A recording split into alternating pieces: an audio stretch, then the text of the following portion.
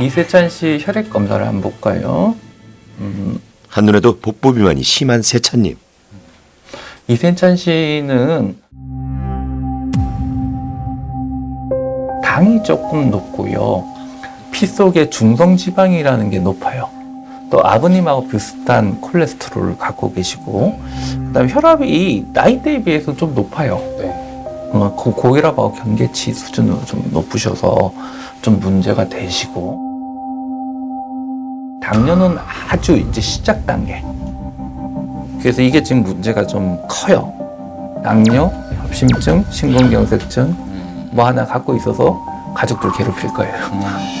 표정이 어두워집니다.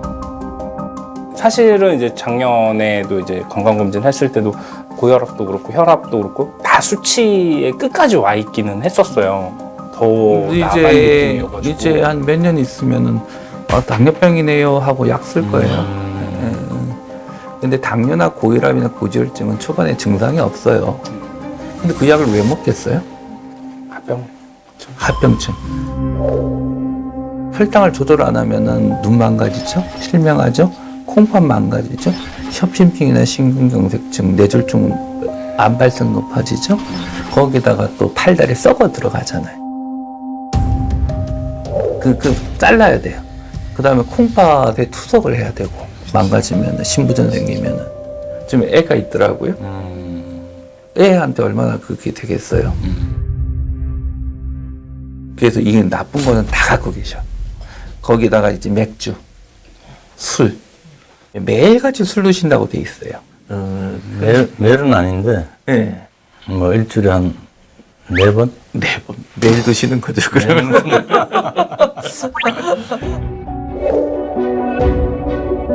야야. 술은 절대 안 돼요. 술은 지방 분해를 방해해요. 살 빼려고 운동하고 뭐 이런 분들이 있잖아요. 끝나고 나서 소주 한잔 하시잖아요. 그럼 효과 다 날라가요. 알코올은 우리 몸의 나쁜 중성지방을 늘립니다. 알코올이 몸에 들어가면 30%는 위 점막으로 흡수되고 나머지는 소장에서 소화되는데요. 소화관에서 흡수된 지방은 혈액을 타고 전신으로 보내진 후 지방 분해 효소에 의해 분해돼 우리 몸의 에너지로 쓰입니다. 하지만 알코올을 과도하게 섭취하면 지방 분해 효소의 기능이 약화되고 이 때문에 혈중에 돌아다니는 중성지방이 많아지죠.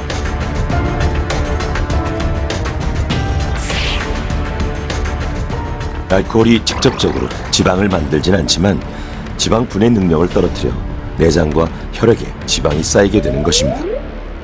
지금은 당장에 약물 단계는 아니거든요. 네. 지금 잘하면 이걸 잘 돌릴 수 있을 것 같아요.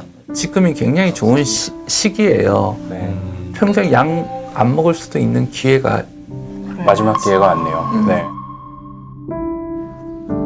다짐을 합니다. 그동안 반가웠고 다시는 만나지 말자고. 힘내자, 뺄 수 있다. 네. 눈물 날 것 같아. 꼭 빼서 당당해지자. 해야죠. 꼭 빼서 당당해지자 쓰는데 울컥했어요. 눈물 나올 뻔했어, 뭔가. 안녕하세요. 저는 36살 김소희입니다. 지금은 대학생입니다. 아침 7시.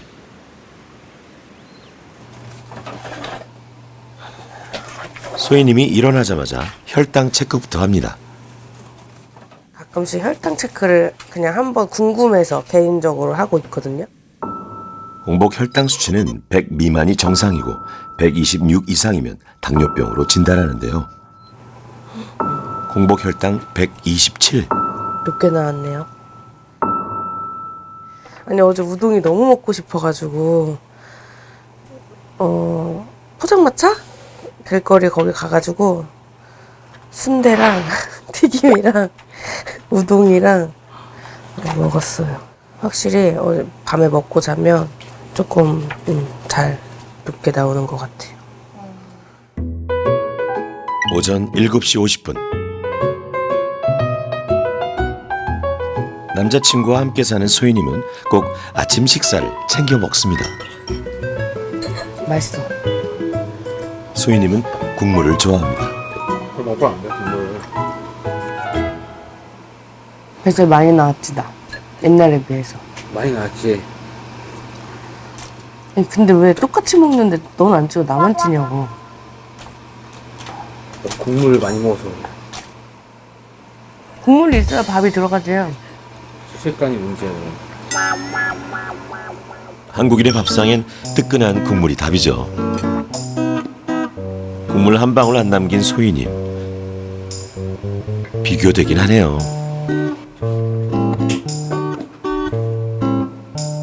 그런데 아침밥을 먹자마자 소희님이 거실로 이동합니다. TV 켜도 되나? 근데 제가 생각을 해봤는데 뭐 관찰할 게 너무 없을 것 같은 거예요. 제가 하는 게 없어가지고. 일어나서 밥 먹고 집에서 TV 보고 그게 끝이에요. 아, 진짜 할 게 없어요. 또 밥 점심 먹고 저녁 먹고. 종일 소파를 떠나지 않는다는 소희님. 소희님도 누구보다 자신 있게 몸매를 뽐내던 시절이 있었습니다.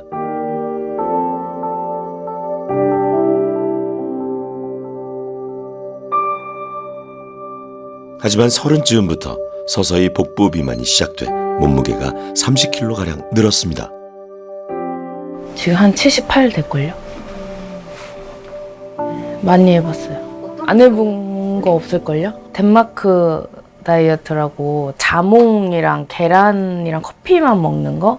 그런 것도 좀 해봤고, 옛날에 뭐 병원도 다녀보고 주사 같은 것도 맞아보고 약도 먹어보고 한약 다 해봤어요.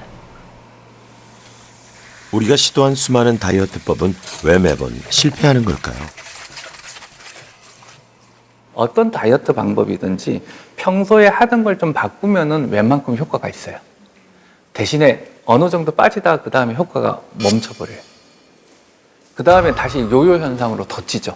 저는 많은 환자들을 진료해왔는데 30년 가까이 돼가죠. 그 많았던 환자 중에 그런 다이어트에서 성공하는 사람 별로 못 봤고, 그런 다이어트 계속 하다가 안 되니까 오신 분들만 보고 있어요. 혹시 살이 잘 빠지는 체질과 잘 안 빠지는 체질이 따로 있는 거는 아닐까요? 있죠. 다이어트, 이상한 다이어트 하는 사람은 한 달에 10kg 빼줍니다. 그럼 근육 빼는 거죠? 물 빼고. 그럼 근육이 빠지고 나서 그 다음에는 뭘 먹기 시작하면 근육이 보충되는 게 아니라 지방이 더 늘어나겠죠? 그런 사람들은 점점 우리 몸이 굉장히 긴장을 해요. 스트레스 호르몬 팍팍 나고. 자, 그런 사람들이 다음에 다이어트를 하면 똑같은 효과를 볼까요? 당연히 못 보죠. 그렇게 되면은 점점 더 나는 정말 이거 온갖 방법을 다 했는데도 안 돼 하는 몸이 돼요. 쉬는 날 가끔 이런 경험 해보신 분들 있죠?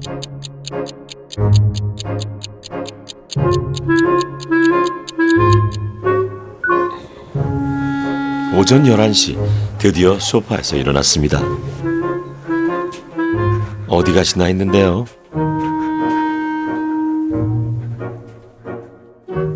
심심할 때 먹기 딱.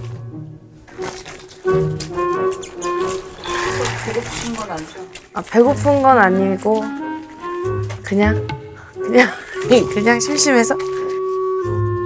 우리는 배고프지 않아도 음식을 먹을 때가 많습니다.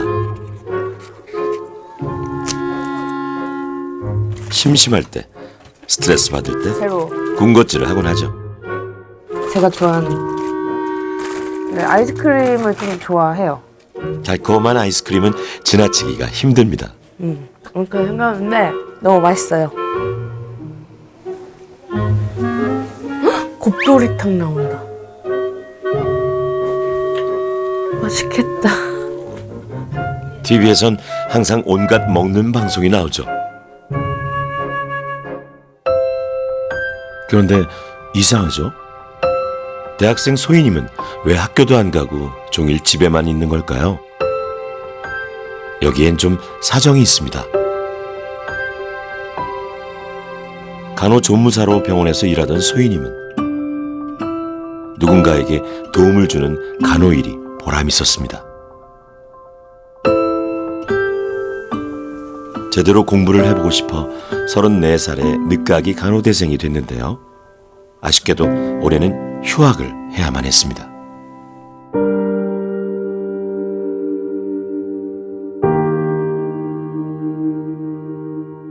부정출혈이 있어가지고 병원에 갔는데 근데 제가 좀 병원을 늦게 갔어요. 그때 시험 기간이고 이래서 좀만 이따 가자 했던 게 한두 달 정도 더 이렇게 미루다 갔는데 암인 것 같다.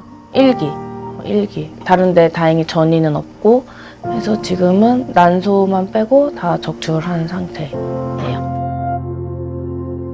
다행히 항암 치료는 받지 않았지만 휴식이 필요한 상태.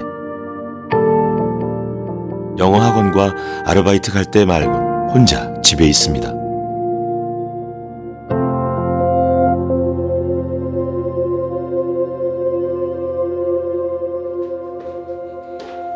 저녁 7시 어둠이 깔리자 소희님이 갑자기 외출을 합니다.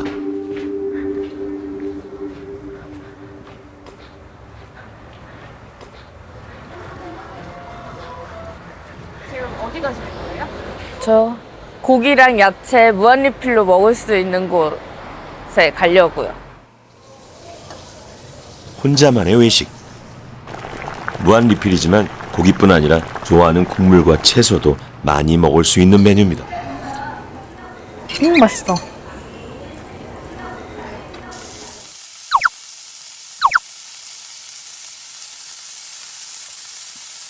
휴학하며 일상의 소소한 재미들이 사라진 요즘, 소희님은 이렇게 먹는 것으로 자신을 위로하곤 합니다.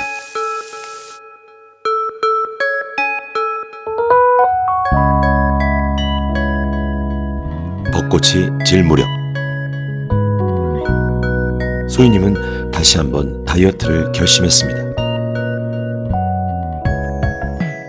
이게 배에 있는 내장 지방량이에요. 네. 요 안에 요 아, 배 네네. 속에 네. 이 장을 싸고 있는 지방량을 측정을 해야 되는데 이게 100이 넘으면 안 좋은데 150 정도 좀 많은 편이에요. 소희님의 내장 지방 면적은 150제곱센티. 내장 지방 면적이 100제곱센티가 넘으면 질병 위험이 높습니다. 소희님은 피하 지방도 많지만 30대라는 젊은 나이에 비해 내장 지방이 너무 많아서 걱정입니다. 배가 지금 많이 나왔잖아요. 이 나온 배의 상당수가 피하 지방이 많아서 내장 지방도 많긴 하지만 그게 문제기도 하고요. 이 먹는 식습관이요. 상당히 지금 심각하다. 이 국물이 있어야 꼭 밥을 먹는 성격이잖아요. 근데 나트륨이 많으면은 짠 음식일수록 살 빼는 게 어려워요. 짠 음식을 조절하지 않으면은 살이 안 빠질 것 같다는 생각이 들고요. 그 다음에 좀 더 가보면은 반찬이 전부 짠 거예요. 우리가 연구를 한 10년 전에 해본 적이 있는데 짠 음식을 많이 먹을수록 복부 지방이 많아요. 이상합니다. 소금의 주성분인 나트륨엔 열량이 없는데 왜 짜게 먹으면 살이 찔까요? 우리 한국인은 오랜 기간 김치라든지 여러 가지 젓갈이라든지 국물을 먹어왔던 분들이라서 비만과 이 나트륨과의 관련이 있을까 좀 걱정이 돼서 저희들은 분석을 해봤는데요. 그 국물 위주로 먹을 경우는 이 내장 지방, 비만의 위험이 확실히 우리 한국인도 높다는 것을 이 우리 연구 결과로 입증을 한 거죠. 자세한 메커니즘은 아직 확립된 건 없고 나트륨을 짜게 먹는 사람은 살이 찌더라, 지방 축적이 많이 되더라, 내장 지방이 많더라. 요거는 이제 여러 임상 연구 결과로 입증이 된 거죠. 현재 소희님의 건강 상태는 적신호. 34세잖아요. 34세인데 벌써 혈당이 좀 높아지고 요산이 좀 높아졌어요. 자, 이게 계속 가면은 당뇨 오겠죠. 심혈관 질환의 위험도 오겠죠. 그 다음에 조금 안 좋은 게 김소희 씨께서 암 수술을 받았다고 제가 들었어요. 근데 이제 살이 찐 사람한테는 암 발생의 위험이 되게 높아요. 본인이 이미 암을 한 번 겪었기 때문에. 근데 암에 한 번 걸리셨고, 이게 사실은 이거 몸무게를 안 빼면 그게 더 그런 거의 위험이 또 높아지는 경향이 있을 것 같고. 내장 지방은 만성 염증 물질과 비만 세포에서 나오는 물질인 아디포카인을 분비해 암 발생률을 높입니다. 따라서 간암, 신장암, 대장암과 췌장암을 비롯해 유방암, 자궁 내막암, 난소암이 생기기도 합니다. 그렇기 때문에 이 본래 암을 예방하려고 그러면은 비만 관리를 좀 하셔야 되고, 생활 습관 교정을 통해서 체지방을 좀 조절해 가는 것도 암의 재발을 막는 데 굉장히 중요한 요소 중에 하나일 수 있어요.